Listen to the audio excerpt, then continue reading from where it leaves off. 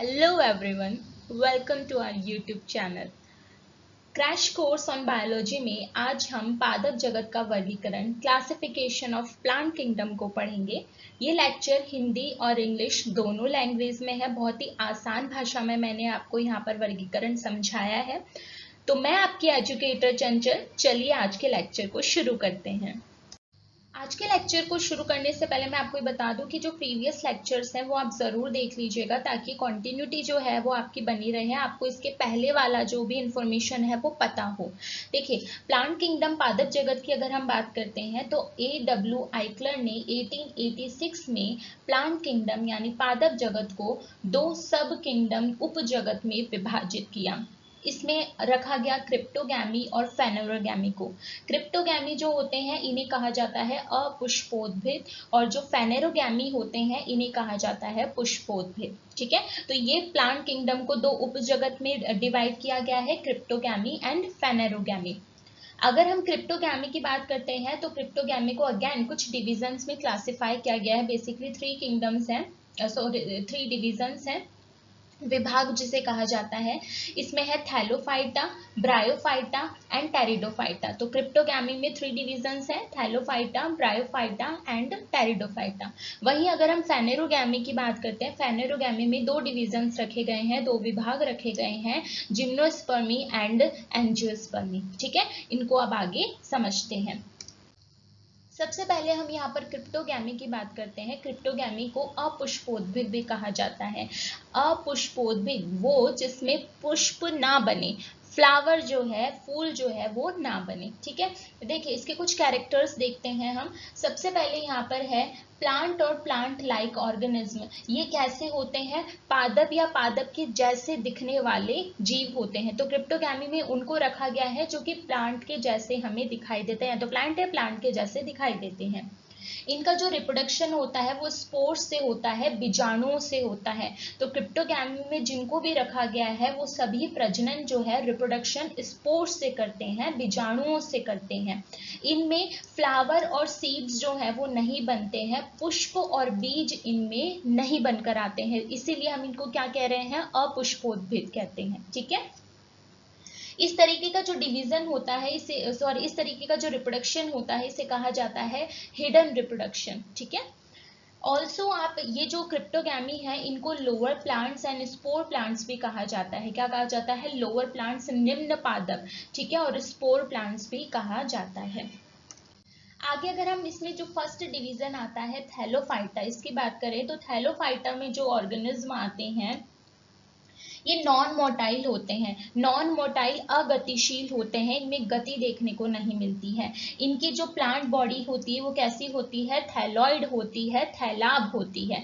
यानी कि ये सिंपल प्लांट्स हैं जिनमें रूट्स, जड़, स्टेम, तना और लीव्स नहीं पाई जाती। यानी कि इनकी जो प्लांट बॉडी होती है उसमें जड़, तना और पत्तियों में वो विभाजित नहीं होती है, वो सिर्फ थैलाब स्ट्रक्चर होती है, थैलॉइड होते हैं। ठीक है, नॉन एम्ब्रियोफाइटा इनको कहा जाता है। नॉन एम्ब्रियोफाइटा का मतलब है कि इनमें जो एम्ब्रियो है, भ्रूण है, वो इनमें बनकर नहीं आता। भ्रूण इसलिए नहीं बनकर आ रहा क्योंकि यहाँ पर पहली चीज तो देखिए पुष्प नहीं बन रहे हैं, दूसरा इनमें सीड्स भी नहीं पाए जाते, बीज नहीं पाए जाते। ठीक है, तो ये कैसे है? नॉन एम्ब्रियोफाइटा है, इनमें क्या है? एम्ब्रियो, भ्रूण जो है वो बनकर नहीं आता है।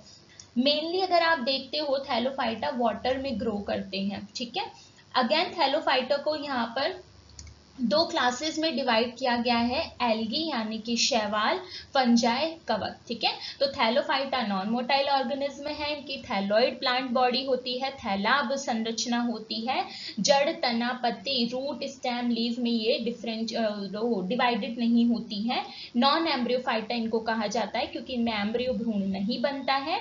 और इनमें दो क्लासेस आती हैं, एल्गी, शैवाल, फंजाई, कवक। ठीक है, आगे इसमें सेकेंड डिवीजन आता है ब्रायोफाइटा, जिसको हम इन सबको जो है हम एक अलग अलग क्लासेस में समझ लेंगे। आप अभी यहाँ पर एक आउटलाइन देख लीजिए कि पादप को किस तरीके से वर्गीकृत किया गया है।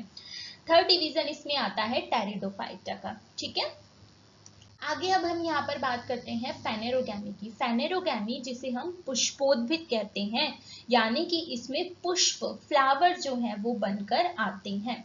देखिए इसके कैरेक्टर्स क्या क्या होंगे। ये सीड प्लांट्स होते हैं, यानी कि इनमें बीज बनकर आते हैं, जबकि क्रिप्टोगैमी में बीज नहीं बनते थे। स्पर्मेटोफाइट भी आप इन्हें कहोगे क्योंकि इनमें बीज बनकर आ रहे हैं, ठीक है। अब इनमें क्या है, सीड्स जो है वो प्रोड्यूस करते हैं, बीजीय पादप इनको कहते हैं। इनमें बीज बनकर आते हैं। एम्ब्रियोफाइट भी हम इन्हें कहेंगे, क्योंकि यहाँ पर जब बीज बनकर आ रहे हैं, पुष्प बन रहे हैं, तो यहाँ पर एम्ब्रियो का डेवलपमेंट भी होता है, भ्रूण का विकास जो है वो भी देखने को मिलता है, भ्रूण की उपस्थिति होती है, इसलिए इन्हें एम्ब्रियोफाइट भी कहते हैं, भ्रूणोद्भिद, ठीक है। और अगर हम बात करते हैं, इनमें स्पेशल रिप्रोडक्टिव ऑर्गन्स होते हैं जो कि सीड्स बनाते हैं। तो स्पेशल रिप्रोडक्टिव ऑर्गन्स जैसे कि male reproductive organ, female reproductive organ जो होते हैं वो सीड्स यहाँ पर बनाते हैं, ठीक है। आगे हम यहाँ पर बात करते हैं तो फ्लावर की प्रेजेंस है, पुष्प पाए जाते हैं, फ्रूट्स फल की उपस्थिति होती है, और बीज तो बनते ही हैं, ठीक है। तो ये जो है फेनेरोगैमी के बारे में एक जनरल जो है नॉलेज हमें यहाँ पर मिल जाती है। अब इसमें फर्स्ट डिवीजन जो रखा गया है वो है जिम्नोस्पर्मी, ठीक है, जिम्नोस्पर्मी। सेकंड डिवीजन आता है एंजियोस्पर्मी। एंजियोस्पर्म को यहाँ पर अगेन 2 क्लासेस में डिवाइड किया गया है, मोनोकोटिलिडनी एंड डाइकोटिली। देखो मोनोकोटिली को एक बीजपत्री कहा जाता है, इसमें एक बीजपत्र, एक कोटिलिडन प्रेजेंट होता है। एंड डाइकोटिली जो है इसे द्विबीजपत्री कहते हैं, इसमें 2 बीजपत्र, 2 कोटिलिडन्स पाए जाते हैं। यहाँ पर हमने पादप जगत के वर्गीकरण की एक आउटलाइन देखी है। इसमें हम आगे के जो लेक्चर्स होंगे सबको डिटेल में पढ़ेंगे। स्टार्टिंग जो हम करेंगे वो एल्गी से करेंगे, शैवाल से करेंगे, ठीक है। So do not forget to like, share, subscribe and comment. और आगे के लेक्चर्स जो है जरूर देखिएगा, हम हर चीज को यहाँ पर डिटेल में पढ़ेंगे। इस लेक्चर में हमने पादप जगत के वर्गीकरण की एक रूपरेखा देखी है, आउटलाइन देखी है, ठीक है। सो नेक्स्ट लेक्चर जो है वो एल्गी पे आने वाला है, शैवाल पर आने वाला है। सब्सक्राइब जो है वो जरूर कर लीजिएगा, कमेंट करके मुझे बताइएगा आपको लेक्चर्स कैसे लग रहे हैं, और stay tune for upcoming lectures. Thank you.